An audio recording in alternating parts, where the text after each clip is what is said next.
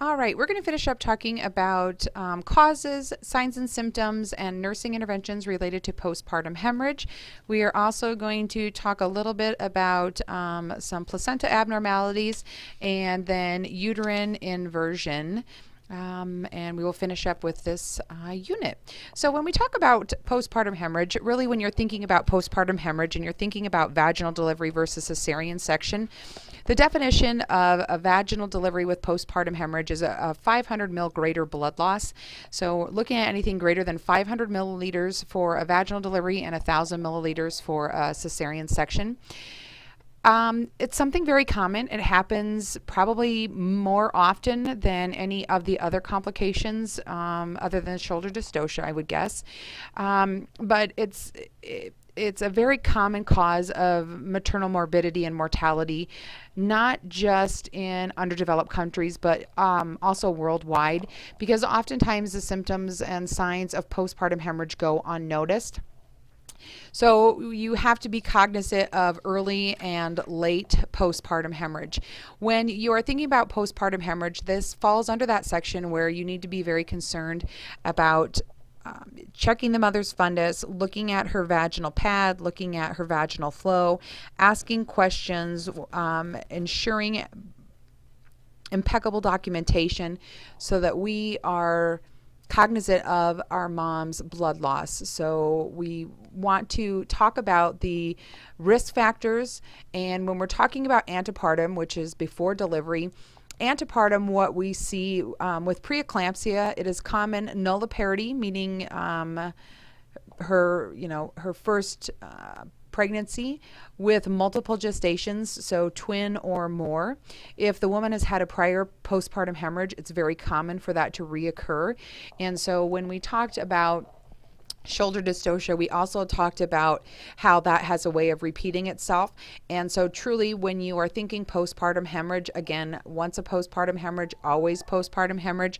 And so keep that in the front of your brain. If you see that in your OB, your patient's histories, several different things to think about when you think about postpartum hemorrhage.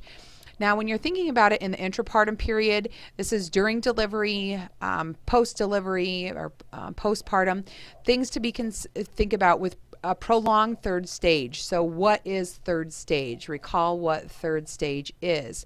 So when we're waiting for that placenta to detach, so we're looking at greater than 30 minutes. Remember, we said that we want that typically those things are going to happen about the placenta is going to release around 15 minutes postpartum, give or take. Arrest of descent, so the baby is not coming down, it's not coming out of the vaginal opening. Women that have episiotomies, lacerations, when you're thinking lacerations, you can have a cervical laceration, and those are often unnoticed. The physician does look at the cervix prior or once delivery has occurred, prior to finishing up the delivery. The physician does look at the cervix, but some of the tears, if there's a cervical tear, it may go unnoticed. So if you see a woman having trickling, which means that when you think about a trickle, think about a little creek or a little stream that trickles down. Same kind of thing happening when you check her vaginal pad and you do her fundal massage. Look at her perineum, see if you see any trickling going on. That's a really good indicator of either maybe a parts of a placenta retained, or it could be a cervical laceration. Vaginal and perineal lacerations are also going to be important risk factors.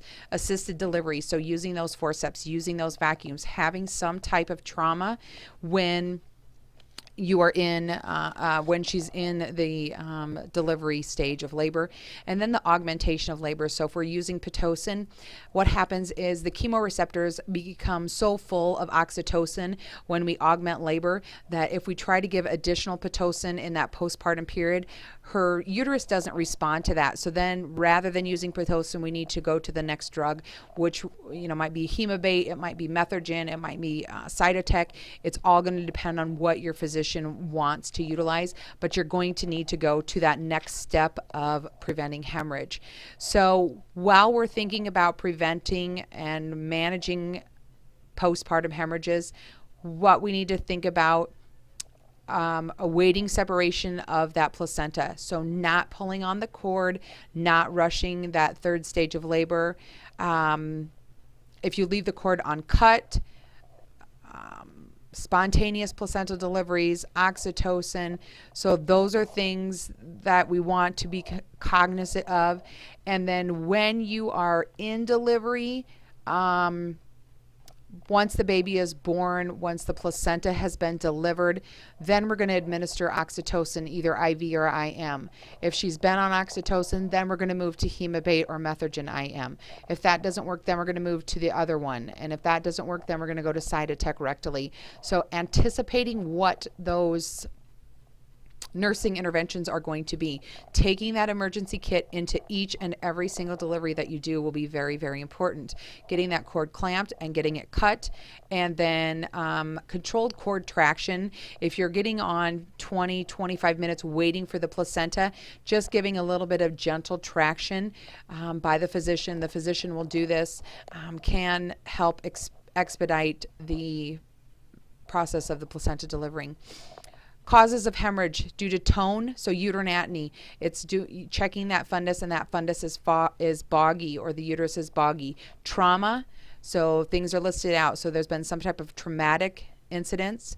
Tissue being retained placenta or an invasive placenta, which means that placenta has embedded deeper into the endometrial lining and has become invasive now. Or if we have lack of thrombin or the clotting agents. So with HELLP syndrome, because we know with HELLP syndrome that we see liver functions declining, platelet levels being low. With fetal demise, because then oftentimes with fetal demise we see DIC occurring, sepsis, abruption placenta. So lots of things that are causative factors. Treatment and guidelines for coagulation disorders. So always when your moms come in, what you're typically going to see is that we're going to do a CBC. Be very cognizant of the hemoglobin and platelet counts. Those are of utmost importance.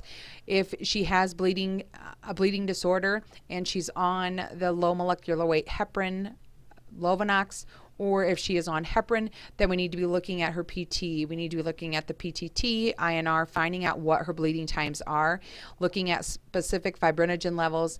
If you have a fibrinogen split, when you see those things falling, then you can be rest assured that probably DIC is soon to follow.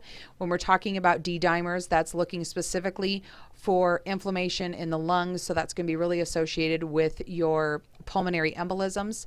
We all want to treat the underlying cause. So if we need to give fresh frozen plasma, which would be the FFP, if we need to give packed platelets or packed red blood cells.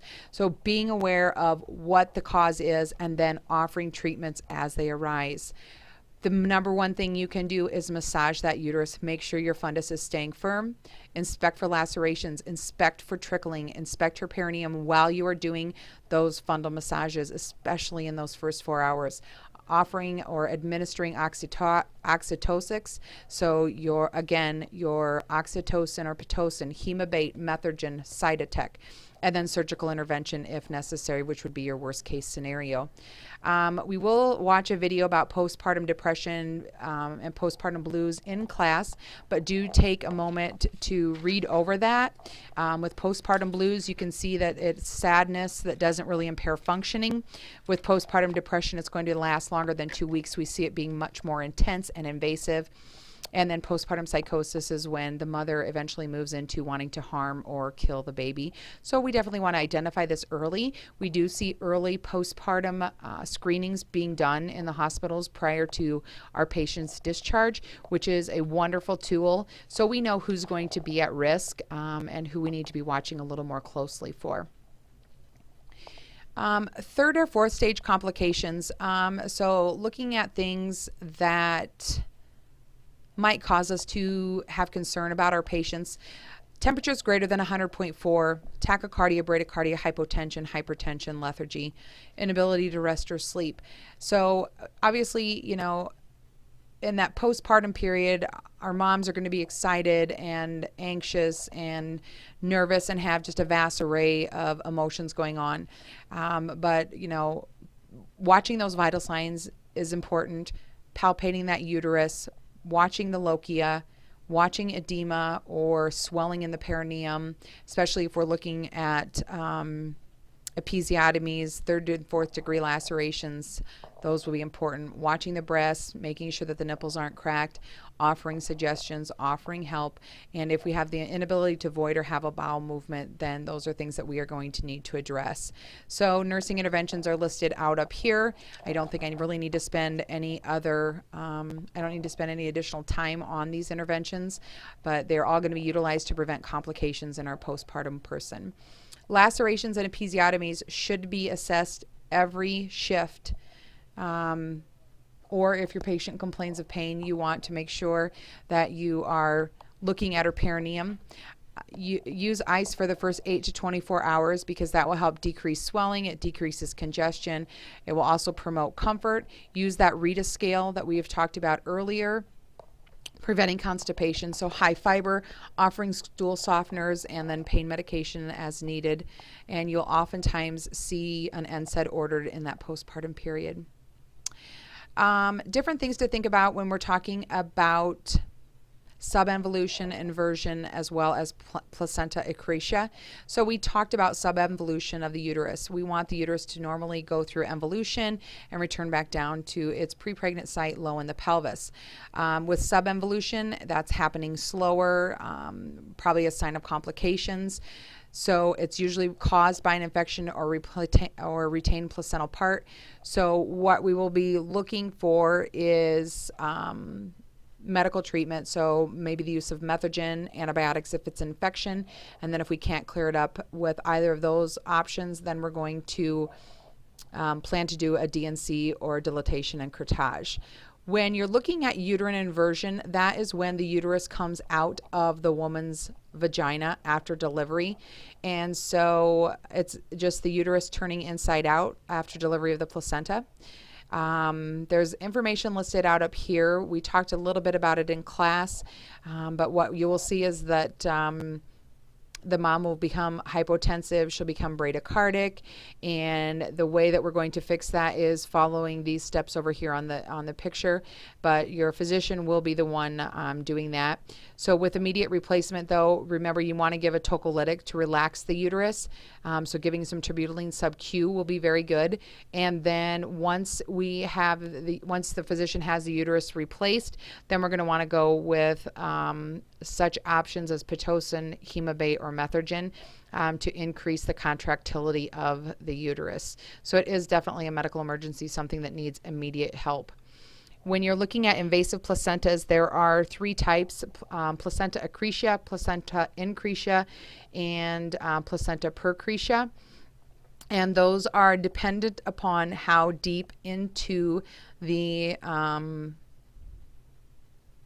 the uterine muscle they have embedded themselves. So when you're looking at placenta accretia, it attaches deep into the uterine wall but doesn't penetrate the muscle. Placenta incretia occurs when that placenta attaches deeper into the uterine wall and penetrates into the muscle.